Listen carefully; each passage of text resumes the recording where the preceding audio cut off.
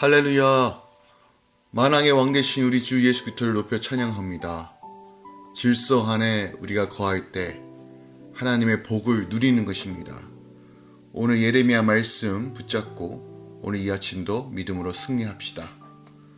10월 8일 화요일 아침 예배 성삼위 하나님께 올려드립니다. 오늘 하나님의 말씀은 예레미야 17장 1절부터 11절까지입니다. 예레미야 17장 1절부터 11절까지입니다. 유다의 죄는 금강석 끝 철필로 기록되되 그들의 마음판과 그들의 제단 뿔에 새겨 적거늘 그들의 자녀가 높은 언덕 위 푸른 나무 곁에 있는 그 제단들과 아세라들을 생각하도다. 들에 있는 나의 산하 내 온 영토의 죄로 말미암아 내가 내 재산과 내 모든 보물과 산당들로 노략을 당하게 하리니 내가 내게 준 내 기업에서 내 손을 뗄 것이며 또 내가 너로 하여금 너의 알지 못하는 땅에서 내 원수를 섬기게 하리니 이는 너희가 내 노를 맹렬하게 하여 영원히 타는 불을 일으켰음이라. 여호와께서 이와 같이 말씀하시니라. 무릇 사람을 믿으며 육신으로 그의 힘을 삼고 마음이 여호와께서 떠난 그 사람은 저주를 받을 것이라. 그는 사막의 떨기나무 같아서 좋은 일이 오는 것을 보지 못하고 광야, 간조한 곳, 건건한 땅, 사람이 살지 않는 땅에 살리라.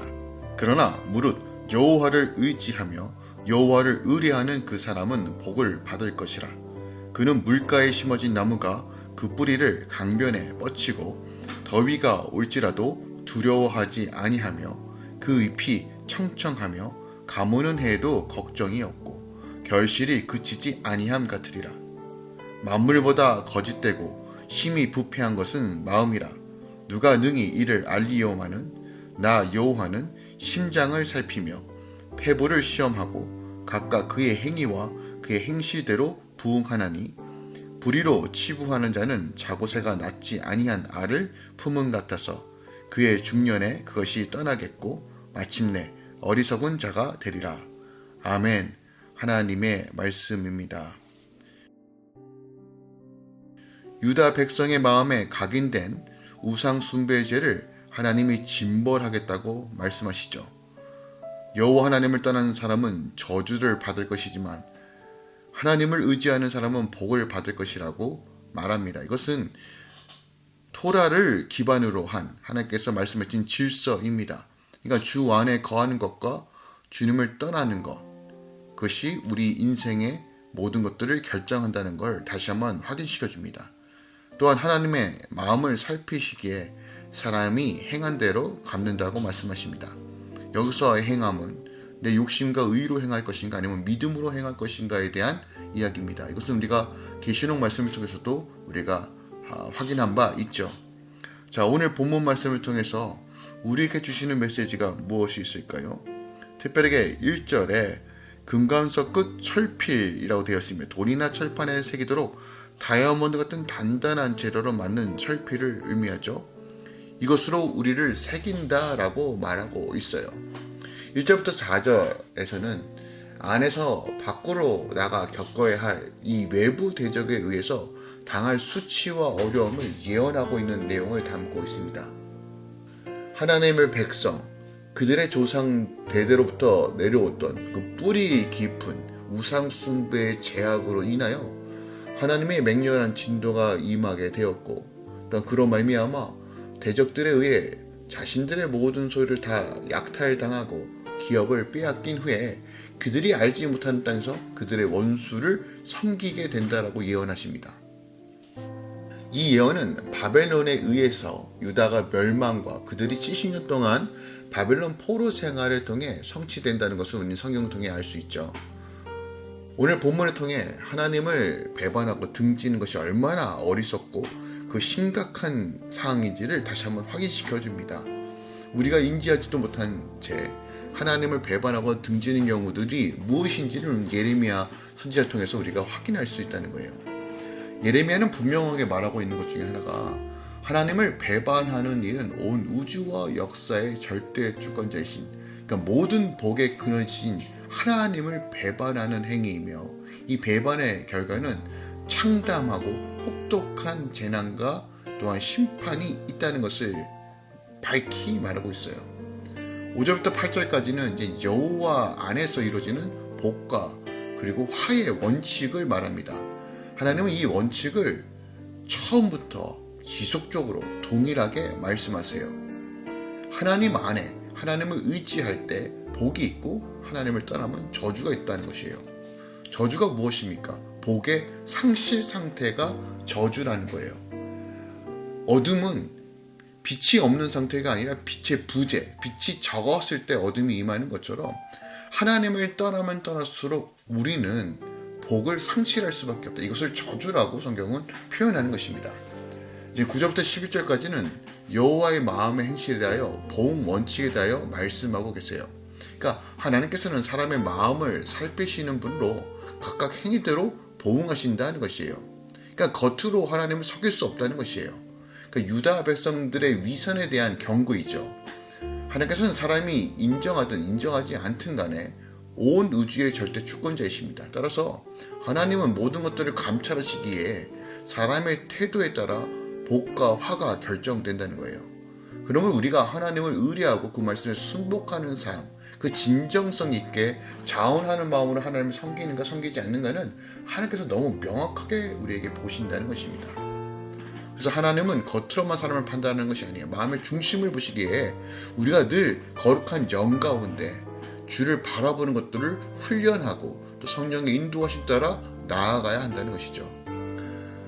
오늘 본문을 통해서 우리가 확인할 것이 있습니다. 먼저 5절에 보면요, 여호와께서 이와 같이 말씀하시니라. 무릇 사람을 믿으며 육신으로 그의 힘을 삼고 마음이 여호와께서 떠난 그 사람은 저주를 받는다라고 말해요.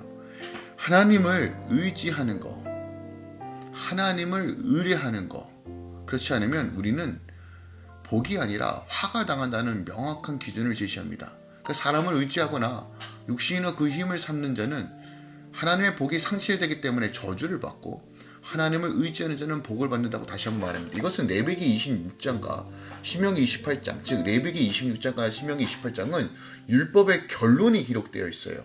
그러니까 율법이 무엇을 말하고 있는가가 레위기 26장과 신명기 28장인데, 자, 하나님의 백성이 복을 누리고 형통을 누리는 유일한 방식은 그 길을 따라 말씀대로 순종하는 삶이에요.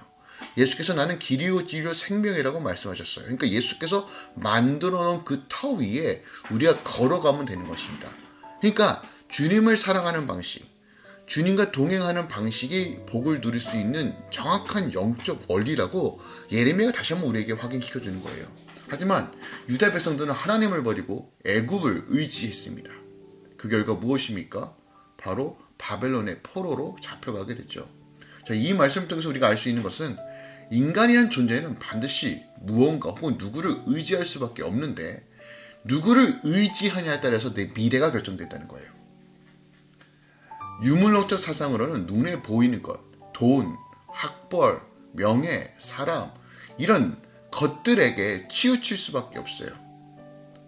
우리는 의존적 존재이기 때문에 무엇인가 반드시 의존해야 됩니다. 심지어 나는 아무것도 의존하지 않는다라고 말하는 사람들도 스스로의 힘으로 자신을 의지하려고 하는 것, 자기 스스로 인생을 책임지려고 하는 것이에요.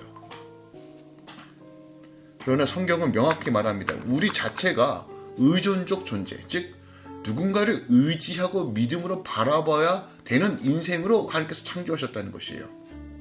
그러니까 의지할 만하지 못한 것을 의지할 때 우리는 망하게 되는 것이고, 의지할 만한 것을 의지할 때 우리는 복된 삶을 사는 것이에요. 그럼 우리가 의지할 존재가 누구입니까?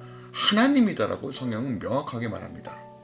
아이가 부모를 의지할 때 그 아이가 바르게 성장할 수 있는 것처럼 우리가 하나님을 의지할 때만 복을 누린다는 것을 깨닫길 원합니다. 사람이 아무리 능력이 있는 존재라 해도 근본적으로 썩어 없어질 흙에 불과하다는 것을 우리는 기억하기 원합니다. 유한한 존재인 우리가 의지할 대상은 썩어 없어질 것이 아닙니다. 만유의 주, 만유의 하나님이신 하나님을 바라보고 의지할 때입니다. 그 하나님을 의지하며 오늘도 돌이켜 나아갈 때 물가에 심어진 나무처럼 늘 푸르고 형통한 삶을 사는 것입니다. 유다가 망한 이유는 명확합니다. 하나님을 의지하지 않고 하나님을 섬기지 않았기 때문입니다. 오늘 이 아침에 다시 한번 강력하게 여러분에게 도전을 줍니다. 거룩한 질서 안에 주님을 의지하고 또한 믿음으로 순종하며 주님께 아뢰고 기도하고 묻고 성령의 음성을 따라 걸어가십시오. 하나님의 복이 오늘 우리 삶을 지배하고 끌고 갈 것입니다. 기도하겠습니다. 사랑하는 주님 감사드립니다. 오늘 예레미야의 외침을 다시 한번 우리 마음속에 새깁니다. 하나님을 의지하는 것, 하나님을 믿고 바라보는 것이 전부입니다. 우리 모든 삶에서 하나님만 의지하고 주를 믿는 삶으로 복을 누리는 삶으로 인도하소서. 우리 내면 깊은 곳까지 주를 향한 열망과 목마름으로 채우소서. 이제는 우리 주 예수 그리스도의 은혜와 우리 하나님 아버지의 놀랍고 지극하신 사랑과 성령 하나님의 이것던 충만 역사하심이 이제부터 영원까지 함께 계시길 간절히 축원하옵나이다. 아멘.